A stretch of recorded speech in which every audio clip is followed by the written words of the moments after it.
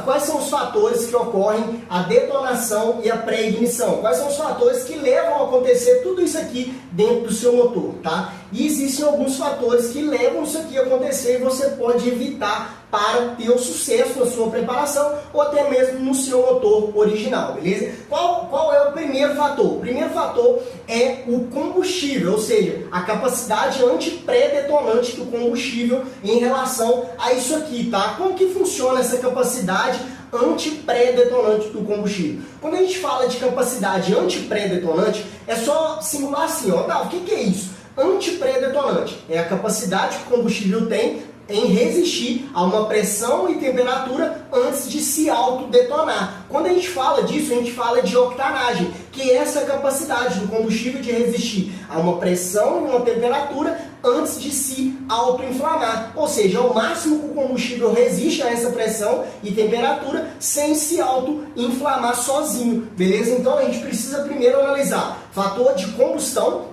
de octanagem, desculpa, é o fator de octanagem, que é um fator que gera isso aqui, certo? É a capacidade anti-pré-detonante do combustível. O segundo fator é a temperatura da mistura. Quando a gente fala de temperatura da mistura, a gente está falando aqui de taxa de compressão, que é esse momento aqui, ó, que o meu pistão está comprimindo essa mistura ar-combustível aqui, ela vai ser comprimida aqui na câmara de combustão. E isso, quando a mistura é comprimida, aumenta a temperatura da mistura, aumenta a pressão sobre a mistura. Então, é o segundo fator. O primeiro fator é a capacidade anti-pré-detonante, que é a octanagem. O segundo fator é a temperatura da mistura, ou seja, essa questão da taxa de compressão. O terceiro fator é a relação estequiométrica. O que é a relação estequiométrica, Otávio? É essa relação de ar-combustível dentro do meu motor. Ou seja, para cada combustível que você vai usar no seu motor, você precisa ter uma relação ideal. Se eu estou usando a gasolina, existe uma relação ideal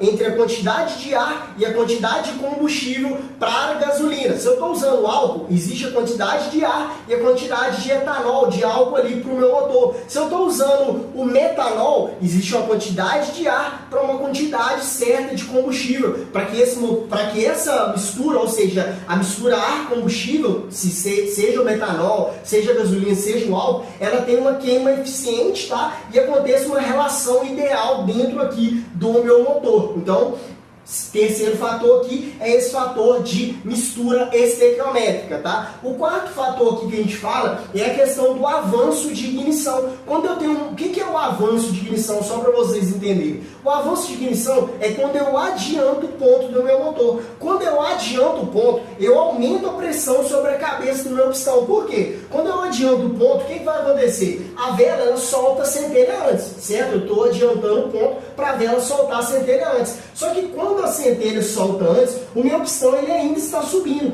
Só que a mistura, a queima acontece na mistura. Então, parte dessa mistura, o meu pistão, dependendo da rotação, ele vai ter que empurrar novamente essa queima para cima e voltar a descer. Só que quando o meu pistão ele faz isso, o que vai acontecer? Aumenta, ou seja, aumenta a temperatura sobre a cabeça do meu pistão. Então, isso aqui pode gerar o quê? Esse ponto aqui, ó, pontos incandescentes na cabeça do meu pistão, que vai gerar a pré-ignição. Então, se eu adianto muito o ponto do meu motor, eu tenho que ficar atento a esses fatores, porque se eu adiantar muito, corre um sério risco de acontecer esses pontos incandescentes na cabeça do pistão e acontecer a pré-ignição do combustível, da mistura ar-combustível dentro do seu motor. Então esse é o quarto fator que a gente entra aqui, ó. E o quinto fator, se você roda com um motor turbo, se é uma moto turbo, ou se você tem um carro turbo que funciona a mesma coisa para isso aqui que a gente está falando, acontece também esse fator.